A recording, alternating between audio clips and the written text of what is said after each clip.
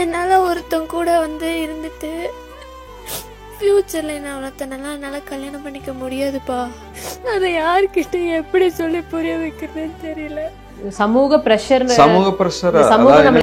இங்கே தான் நம்ம வந்து சோஷியாலஜிக்கலாக அதை எப்படி புரிஞ்சுக்கிறோம் அப்படின்னு. அண்ட் டாப்பர்ஸ் எப்படி புரிஞ்சு அதை அழகாக படிக்கிறாங்க அண்ட் அதனால தான் அவங்களுக்கு இந்த ஸ்கோர் வருது அப்படிங்கிறதையும் அப்படி கொண்டு வந்தால் தான் நமக்கு எக்ஸாம் ஹாலில் வந்து பார்த்தீங்கன்னா பாயிண்ட் ஜென்ரேஷன். ஹலோ சி நேற்று ஒரு 2 பசங்க வந்து சோஷியாலஜி கிளாஸஸ் அட்மிஷன் போடுறதுக்காக வந்திருந்தாங்க. அப்போ அதில் ஒரு பையன் வந்து ஒரு கொஸ்டின் கேட்டான். என்ன கேட்டான்னா, சார் நீங்கள் வந்து உங்ககிட்ட படித்த ஸ்டூடெண்ட் டாப் ஸ்கோர் எடுத்திருக்காங்க அப்படின்லாம் அட்வர்டைஸ் கிளைம் பண்ணுறீங்க அண்டு உங்ககிட்ட படித்தா டாப்பர் ஸ்கோரு டாப்பர்லாம் ஆயிடலாம் அப்படின்னு சொல்கிறீங்க. அது எப்படி சார்? நீங்கள் எப்படி சார் சொல்லி தருவீங்க? நீங்கள் எப்படி சார் சொல்கிறீங்க டாப் ஸ்கோர் எடுக்கிறது ஈஸின்லாம் எப்படி சார் கிளைம் பண்ணுறீங்க அப்படிங்கிற மாதிரி ஒரு கொஸ்டின் கேட்டான். அப்போ அந்த பையனுக்கு நான் சில விஷயங்கள் சொன்னேன். அதே விஷயத்த இன்னைக்கு நான் உங்களுக்கு இந்த வீடியோவில் சொல்ல போகிறேன். சரிங்களா? ஜென்ரலாக இந்த சோஷியாலஜி அப்படிங்கிற ஒரு சப்ஜெக்டை எப்படி அப்ரோச் பண்ணணும் அண்ட் டாப்பர்ஸ் எப்படி புரிஞ்சு அதை அழகாக படிக்கிறாங்க அண்ட் அதனால தான் அவங்களுக்கு இந்த ஸ்கோர் வருது அப்படிங்கிறதையும் நான் ஒரு இல்லஸ்ட்ரேட்டிவ் எக்ஸாம்பிள் இப்போது கரண்ட்டாக நாட்டில் நடக்கிற ஒரு இன்சிடெண்ட்டை வச்சு நான் உங்களுக்கு எக்ஸ்பிளைன் பண்ண போகிறேன். சரிங்களா? சோஷியாலஜியில் வந்து பார்த்தீங்கன்னா பேப்பர் 1ல் ஸ்பெசிஃபிக்கலி சோஷியல் திங்கர்ஸ் அப்படிங்கிறது ரொம்ப ரொம்ப இம்பார்ட்டன்ட். நீங்கள் ஒன்ஸ் சோஷியல் திங்கர்ஸ் சாப்டர் தரவாக படிச்சிங்கன்னா மற்ற சாப்டர்லாம் ஒன்றுமே இல்லை, ஈஸி. இந்தியன் சொசைட்டி ஒன்றுமே அவ்வளோ கஷ்டமே கிடையாது. சோஷியாலஜி அஸ் அ சப்ஜெக்ட் பார்த்தீங்கன்னா ரொம்ப ஈஸியாக ஹேண்டில் பண்ணலாம், நல்ல ஸ்கோரும் எடுக்கலாம். பட் ஆனால் இந்த சப்ஜெக்டை எப்படி படிக்கணும் அப்படிங்கிறதான் இங்கே மெயின். சரிங்களா? சும்மா நீங்கள் ஏதோ ஒரு புக் எடுத்து தியரி படிக்கிற மாதிரி படித்து இல்லை மனப்பாடம் பண்ணி எழுதி அப்படிலாம் இல்லை. டீப் அண்டர்ஸ்டாண்டிங், ப்ராக்டிக்கலாக ரிலேட்டபிளாக ரெலவெண்ட்டாக டே டு டே லைஃப்பில் இருக்கிற மாதிரியான ஒரு அண்டர்ஸ்டாண்டிங் ஃபஸ்ட்டு கொண்டு வரணும் இந்த சப்ஜெக்ட்டுக்கு. அப்படி கொண்டு வந்தால் தான் நமக்கு எக்ஸாம் ஹாலில் வந்து பார்த்தீங்கன்னா point generation, retention and retrieval, சரிங்களா, and spontaneity of retrieving the information அப்படிங்கிற எல்லா ஃபேக்டர்ஸுமே எக்ஸாம் ஹாலில் சைமல்டேனியஸாக ஆப்ரேட் ஆகிட்டே இருக்கும், ஒர்க்கிங் ஆகிட்டே இருக்கணும். அப்போ தான் வந்து நம்மளால் நல்ல ஒரு ஸ்கோர் கொண்டு வந்து மேக்ஸிமைஸ் பண்ண முடியும். அப்போ தான் நம்மளோட ரேங்க்கும் ஏறும். சரிங்களா? ஸோ இந்த டாப்பர்ஸ் எப்படி வந்து ஒரு சப்ஜெக்டை புரிஞ்சுக்கிறாங்க, எப்படி அவங்களுக்கு வந்து அந்த ரிட்டன்ஷன் அண்ட் ரிட்ரைவல் சைமல்டேனியஸாக அவங்களுக்கு ஃபேவரபுளாக ஸ்பான்டேனியஸாக எக்ஸாம் ஹாலில் ஒர்க் ஆகுது அப்படிங்கிறதுக்கு நான் இப்போது கரண்ட் அஃபேர்லேருந்து ஒரு இன்சிடெண்ட்டை வச்சு உங்களுக்கு இல்லஸ்ட்ரேட் பண்ண போகிறேன். எக்ஸாம்பிளோட சொல்கிறேன், கேளுங்க. இப்போ லாஸ்ட்டாக ஒரு ஃபியூ டேஸ் என்னென்னா ரொம்ப ஹாட்டாக ஒரு விஷயம் என்ன போயிட்டுருக்குனாக்கா, அந்த ரித்தன்யான்ற ஒரு பொண்ணோட சூசைட், நியூலி வெட் கப்பல். அவங்களுக்கு வந்து இப்போ தான் ஏப்ரலில் தான் மேரேஜ் ஆகிருக்குனாங்க. இப்போது ஜூன் ரீசெண்டாக வந்து சூசைட் பண்ணிக்கிட்டாங்க. அண்ட் அது வந்து ப்ரைமர்லி டவுரி ரீசன் அப்படின்னு ஒரு விஷயம் சொல்கிறாங்க, டவுரி டெத் அப்படிங்கிறாங்க. அதுக்கப்புறம் இன்னும் ஒரு சில ரீசன்ஸ், அவங்க அப்பாவோட இன்டர்வியூ, அவங்க அம்மாவோட இன்டர்வியூலாம் நிறைய இடத்துல பார்த்தேன், கிளிப்பிங்ஸ்லாம் பார்த்தேன். ஸோ அவங்க இன்னொரு விஷயம் என்ன சொல்லியிருக்காங்கன்னா, அந்த பையன், அந்த பொண்ணோட ஹஸ்பண்ட் இருக்கார் இல்லையா, கவின்குமார், அவர் வந்து கொஞ்சம் லைக் என்ன சொல்கிறது, செக்ஷுவலாக ஃபிசிக்கல் அசால்ட் நிறையா பண்ணியிருக்காரு, ரொம்ப அன்நேச்சுரல் செக்ஷுவல் டிமாண்ட்ஸ் எல்லாம் கொடுத்துருக்காரு அப்படின்ற மாதிரி சொல்கிறாங்க. But we don't know what is truth அப்படின்னு தெரியாது. அது இன்னும் இன்வெஸ்டிகேஷன்லாம் முடிஞ்சு என்ன சொல்கிறாங்கன்றத வச்சு தான் நம்ம சொல்ல முடியும். பட் த பாயிண்ட் என்ன அப்படின்னு கேட்டிங்கன்னா, அந்த பொண்ணு மேரேஜ் ஆனதுலேருந்து கொஞ்ச நாள்லேயே ஒரு 2-3 வீக்ஸ்லேயே அவங்க வந்து அந்த வீட்டில் கம்ஃபர்டபுளாக இல்லை. அதுக்கு வந்து வேரியஸ் ஃபேக்டர்ஸ் சொன்ன மாதிரி டவுரி ஒரு ரீசன் சொல்கிறாங்க. அப்புறம் அந்த பையன், அந்த பொண்ணோட ஹஸ்பண்டோட பிஹேவியரல் பேட்டர்ன்ஸ், ஃபிசிக்கல் இன்டிமேசிலாம் அந்த பையன் காட்டின சில அரகன்ஸ் அப்படின்லாம் சொல்கிறாங்க. பட் லெட் அஸ் சி, இந்த மாதிரியான ஃபேக்டர்ஸ்னால அந்த பொண்ணு ரித்தன்யா வந்து அவ்வளோ கம்ஃபர்டபுளாக இல்லை. வீட்லேயும் வந்து ஓரளவுக்கு அப்படியே லைட்டாக சூப்பர்ஃபிஷியலாக சொல்லியிருக்காங்க. அதுக்கப்புறம் அவங்க அப்பா அம்மாவும் சரி, இப்போ தானே கல்யாணம் இருக்குது, புது பொண்ணு தானே, போக போக சரியாயிடும், ஒன்றும் இல்லைப்பா, கொஞ்ச நாள் ஆனால் சரியாயிடும், அட்ஜஸ்ட் பண்ணிக்கோ, ஒன்றும் இல்லை, பொறுத்துக்கோ, அட்ஜஸ்ட் பண்ணிக்கோ அப்படின்னு சொல்லி ஒரு மாதிரி பேலன்ஸ் பண்ணி ஒரு மாதிரி கன்வின்ஸ் பண்ணி பொண்ணை வந்து திருப்பி அனுப்பிச்சி விட்ருக்காங்க. பட் ஆனால் she was not very comfortable. அதுக்கப்புறம் அந்த பொண்ணு வந்து சரி டைவர்ஸ் வரைக்கும் போயிடலான்ற ஒரு மைண்ட் செட்டுக்கு வந்துட்டாங்க. ஆனால் அந்த பொண்ணுனால சில விஷயங்களை கோப்பப் பண்ண முடியலை. கடைசியில் ஒரு பெஸ்டிசைடு மருந்து ஏதோ சாப்பிட்டு சூசைட் பண்ணிக்கிட்டாங்க. இப்போ இந்த விஷயத்த நம்ம ஒரு சோஷியலாஜிக்கல் அண்டர்ஸ்டாண்டிங், ஒரு சோஷியலாஜிக்கல் பர்ஸ்பெக்டிவாக பார்க்கணும் அப்படின்னீங்கன்னா, அந்த பொண்ணு ஏன் சூசைட் பண்ணாங்க? சரி, ஓகே, டௌரி ஒரு பிரச்சனை, அந்த அவரோட ஹஸ்பண்ட் அந்த பையன் வந்து கொஞ்சம் ஃபிசிக்கல் இன்டிமேசியில் அரகண்ட்டாக பிஹேவ் பண்ணார் அப்படின்றாங்க. ஓகே, ஃபைன், இதெல்லாம் பிரச்சனை தான், இல்லைன்னு சொல்ல. பட் இவ்வளோ பிரச்சனை இருந்தாலும் இந்த பிரச்சனைக்கு சூசைட் ஏன் பண்ணணும் அப்படிங்கிறதான் அடுத்த லாஜிக்கலான கொஸ்டின். சரிங்களா? இங்கே தான் நம்ம வந்து சோஷியலாஜிக்கலாக அதை எப்படி புரிஞ்சுக்கிறோம் அப்படிங்கிறது. சரிங்களா? அதாவது இந்த சொசைட்டியில் ரெகுலேஷன்ஸ் ஜாஸ்தி. அதாவது ஒரு என்ன சொல்கிறது, டைவோர்ஸ் ஆகிட்டு ஒரு பொண்ணு வீட்டுக்கு வந்தால் இந்த சொசைட்டியை அந்த பொண்ணை வந்து எவ்வளோ தூரம் ஸ்டிக்மடைஸ் பண்ணுறாங்க அப்படிங்கிற ஒரு விஷயம்.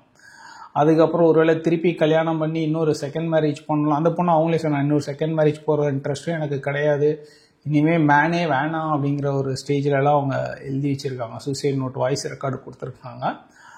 அதனால் என்னால் இன்னொரு மேரேஜ்லேயும் போய் ஹாப்பியாக இருக்க முடியாது, எனக்கு இந்த மேரேஜில் இந்த ஆணை பார்த்த பிறகு இன்னொரு மேரேஜ் இன்னொரு ஆணோடலாம் போய் வாழ்கிற அந்த ஐடியாவே கிடையாது.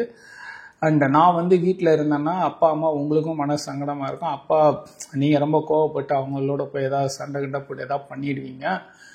இந்த மாதிரி நிறைய விஷயங்களை யோசித்து பார்க்கும்போது நான் வாழ்கிறது அர்த்தம் இல்லை அப்படின்னு எனக்கு தோணுது. ஏன்னா இவ்வளோ இது வந்து எவ்வளோ பேர் நம்மளால் சிரமப்பட போகிறாங்க. அண்ட் இவ்வளோ தூரம் இந்த சமுதாயம் வந்து நம்மளை வந்து ஒரு ஸ்டிக்மடைஸ்டாக பார்க்க போகுது அப்படின்லாம் நினச்சி பார்க்கும்போது என்னால் இங்கே வாழ்கிறதுக்கு இஷ்டம் இல்லைப்பா அப்படின்னு சொல்லி ஒரு நோட்லாம் போட்டுட்டு இறந்துருக்காங்க. அந்த பொண்ணு சூசைட் பண்ணிக்கிட்டாங்க. சரிங்களா? இப்போ இங்கே என்னென்னா, அந்த பொண்ணு சூசைட் பண்ணிக்கிட்டதுக்கு மெயின் ரீசன் என்னென்னா, நான் என்ன சொல்கிறேன்னா, டௌரியும் கிடையாது, அந்த பையனும் கிடையாது. டௌரி பையன்லாம் தூக்கி போட்டு வெளியில் வந்துடலாம், அது ஈஸி தான். ஆனால் அப்படி டௌரி பிரச்சனை இல்லை அந்த பையன் பிடிக்கல வேண்டான்னு வெளியில் வந்துட்டா இந்த சமூகம், இந்த சமுதாயம் அந்த பொண்ணை எப்படி பார்க்கும், எப்படி இல்ட்ரீட் பண்ண போகுது, அந்த பொண்ணு இன்னும் எவ்வளோலாம் இந்த சமுதாயத்தில் ஃபேஸ் பண்ண வேண்டியிருக்குன்னா, வயசு 27 தான், இன்னும் ரொம்ப நாள் வாழ வேண்டிய பொண்ணு, இந்த சமுதாயத்தில் எப்படி நம்ம ஃபேஸ் பண்ணி இருக்கிறது அப்படின்ற ஒரு விஷயம் இருக்கு இல்லைங்களா? ஸோ இந்த ஓவர் ரெகுலேஷன், எக்ஸ்ட்ரீம் ரெகுலேஷன் அப்படிங்கிறது தான் அந்த பொண்ணை வந்து சூசைட் பண்ண வச்சிருக்கு. ஸோ டௌரியும் கிடையாது, அந்த பையன் மாப்பிள்ள கவின்குமாரோட அரகன்ஸ் ஃபிசிக்கல் பிஹேவியரும் கிடையாது. அதெல்லாம் இருந்தாலும் அது வேண்டான்னு ஈஸியாக தூக்கி போட்டுடலாம். ஆனால் அந்த பொண்ணுக்கு என்னென்னா, அதை வேண்டாம் தூக்கி போட்டு வெளியில் வந்துட்டா ரெகுலேஷன்ஸ், இங்கே இருக்கிற கட்டுப்பாடுகள், இங்கே இருக்கிற ஸ்டிக்மடைஸ்டு பர்ஸ்பெக்டிவ், பார்க்குற பார்வை, நம்ம அப்பா அம்மா எவ்வளோ வருத்தப்படுவாங்க அந்த வீட்டில் போய் ஒரு டைவர்ஸியாக உட்காந்தா அப்படின்னு நிறைய ஃபேக்டர்ஸ் அந்த பொண்ணுக்கு மென்டலி வந்து ஸ்ட்ரெஸ் கொடுத்துருக்கு. ஸோ இது எல்லாமே என்னென்னா, இந்த சமூகம் ஒரு தனி மனிதன் மீது கொடுக்குற எக்ஸ்ட்ரீம் ரெகுலேட்டரி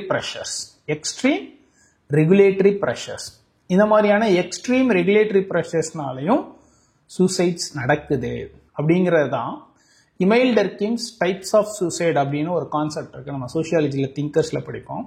அதில் அவர் என்ன சொல்லியிருக்காருன்னா, இந்த மாதிரி extreme regulatory pressures, extreme social ரெகுலேஷன்ஸ்னால சூசைட் பண்ணிக்கிறாங்க இல்லையா? ஸோ அந்த டைப் ஆஃப் சூசைடுக்கு பேர் என்னன்னா ஃபேட்டலிஸ்டிக் சூசைட் அப்படின்னு சொல்லுவாங்க. இது வந்து இமைல் டர்கிமோட தியரி ஆஃப் சூசைடில் வர்றது. ஸோ அவர் இன்னும் 3 டைப், மொத்தம் 4 டைப் ஆஃப் சூசைட் சொல்லியிருக்காரு. அனாமிக்கு, அதுக்கப்புறம் ஈகோயிஸ்டிக்கு, ஆல்ட்ரோயிஸ்டிக்னு ஒரு 4 டைப் ஆஃப் சூசைட் சொல்லியிருக்காரு. சரிங்களா? ஸோ இந்த சோஷியாலஜி அஸ் அ சப்ஜெக்டை நீங்கள் வெறும் தியரியாக இப்போ புக்கில் எடுத்தீங்கன்னா ஒரு கிராஃப் மாதிரி போட்டு low regulation, high regulation, less integration, more integration அப்படின்னு போட்டு டைப்ஸ் ஆஃப் சூசைட் போட்டு வித்தின் ப்ராக்கெட்டில் எக்ஸாம்பிள் ஏதாவது 1-2 மென்ஷன் பண்ணி போட்டிருப்பாங்க. ஆனால் நம்ம அப்படியே படிச்சிட்டோம்னா நம்மளால் ரிட்ரைவ் பண்ணி எழுத முடியாது. ஆனால் அதை அழகாக புரிஞ்சு ஒரு கோர்வையாக ஒரு ஸ்ட்ரக்சர்டாக அண்டர்ஸ்டாண்டிங்கோடு வச்சுக்கிட்டு இல்லஸ்ட்ரேட்டிவ் எக்ஸாம்பிள்ஸோடு வச்சோம்னா நமக்கு வந்து ரிட்டென்ஷன் அண்ட் ரிட்ரைவல் ஈஸியாக இருக்கும். எக்ஸாம் ஹாலில் எந்த ஸ்ட்ரக்குமே இருக்காது. பேசிக்காக எக்ஸாம் ஹாலில் பிரச்சனை, அந்த ரைட்டிங்கில் என்ன பிரச்சனைனா அந்த ஃப்ளோ ஸ்ட்ரக் ஆனால் பிரச்சனை வரும். ஸோ அந்த ஃப்ளோ ஸ்ட்ரக் ஆகாமல் இருக்கணும்னா இந்த மாதிரி கிளியராக புரிஞ்சு வச்சுக்கணும். கிளியராக புரிஞ்சு வச்சுக்கிட்டா நம்மளால் ஃப்ளோ ஸ்ட்ரக் ஆகாமல் அழகாக கொண்டு வர முடியும். இன்னொரு விஷயம் என்ன அப்படின்னு கேட்டிங்கன்னா, சோஷியாலஜியில் எஸ்பெஷலி எல்லா சப்ஜெக்ட்டுமே அது வேணும்னு சொல்லுவேன், பட் சோஷியாலஜியில் இன்னுமே நீங்கள் கொடுக்குற எக்ஸாம்பிள்ஸ் எல்லாமே கரண்ட் அஃபேர் சென்ட்ரிக்காக லாஸ்ட் ஒரு 1 இயர் 2 இயர்க்குள்ளே நடந்த இன்சிடென்ட்ஸை வச்சு நிறைய இடத்துல எக்ஸாம்பிள்ஸாக கொடுத்தீங்கன்னா உங்களோட பேப்பரோட வேல்யூ வந்து ரொம்ப என்ரிச் ஆகிடும். அப்படி ஒரு என்ரிச்டு வேல்யூ அடிஷன் நீங்கள் பேப்பரில் காட்டினீங்க அப்படின்னீங்கன்னா நேச்சுரலாக உங்கள் ஸ்கோர் வந்து ஏறும். ஸோ டாப்பர்ஸ் வந்து எப்படி ஹை ஸ்கோர் எடுக்கிறாங்க அப்படின்னீங்கன்னா அவங்க கிளியராக கிளாரிட்டியோட புரிஞ்சு படிக்கிறாங்க, பாயிண்ட்ஸ் ரிட்டென்ஷன் அவங்களுக்கு ஈஸியாக வருது, ஸ்பான்டேனியஸாக அவங்களால யோசித்து ஃப்ளோ கொடுக்க முடியுது, அண்ட் நிறைய current affair dynamic examples use பண்ணுறாங்க. இந்த மாதிரியான சில ஃபேக்டர்ஸ்னால எக்ஸாமினருக்குமே அவங்க ஆன்சர் பேப்பர் கரெக்ட் பண்ணும்போது ஒரு குட் ஒப்பீனியன் வரும். ஏன்னா இப்போ ஒரு எக்ஸாமினர் இருந்து ஒரு நாளைக்கு 10-15 பேப்பர் ஆன்சர் ஷீட் கரெக்ட் பண்ணுறான்னு வச்சுக்கோங்களேன், ஓரளவுக்கு அந்த 10-15 எல்லாரும் படித்து எழுதிடுவாங்க. இமெயில்டர் கிம் சூசைடு இல்லை ஆர்கே மெட்டன் பேசிக்காக ஏதோ ஒன்று திங்கர் என்ன கான்செப்ட்னாலும் பேசிக்காக ஓரளவுக்கு எழுதிடுவாங்க எல்லாரும் மேக்ஸிமம், எக்ஸப்ட் மேபி 1-2. ஆனால் அந்த 10-15 பேப்பரில் ஒரு 1-2 பேர் தான் அந்த நார்மலாக எழுதுகிற ஆன்சர்ஸை தாண்டி இன்னும் கொஞ்சம் எக்ஸ்ட்ரா சில வேல்யூவேட்டட் விஷயங்கள் கொடுத்துருப்பாங்க. அந்த மாதிரி வேல்யூ அடிஷனோட கொடுக்குறவங்களுக்கு அந்த எக்ஸாமில் வந்து கொஞ்சம் நல்ல மார்க் போடுவார். ஸோ இப்படி தான் டாப்பர்ஸாக கிரியேட்டட். ஏன்னா ஜென்ரலாக அந்த மெயின்ஸுக்கு போகிற ஒரு 15,000 பேர் அப்ராக்சிமேட்லின்னு வச்சுக்கலாம். 15,000 பேருக்குள்ள அட்லீஸ்ட் ஒரு 14,000 பேராவது ஓரளவுக்கு சீரியஸாக பயங்கரமாக உட்காந்து வெறித்தனமாக படிக்கிற ஆளுங்க தான். பட் ஆனால் அந்த ரைட்டிங், அந்த ஃப்ளோ, அந்த தாட் ப்ராசஸ், அந்த கிளாரிட்டி அப்படின்னு ஒரு விஷயம் இருக்குல்ல, அது வந்து இந்த 14,000 பேரோ 15,000 பேருக்கோ கிடைக்காது. அது ஒரு 2,000 பேர் 3,000 பேருக்கு தான் வரும். அண்ட் அவங்க தான் அந்த டாப் லிஸ்ட்டுக்குள்ளே போகிறவங்களும். சரிங்களா?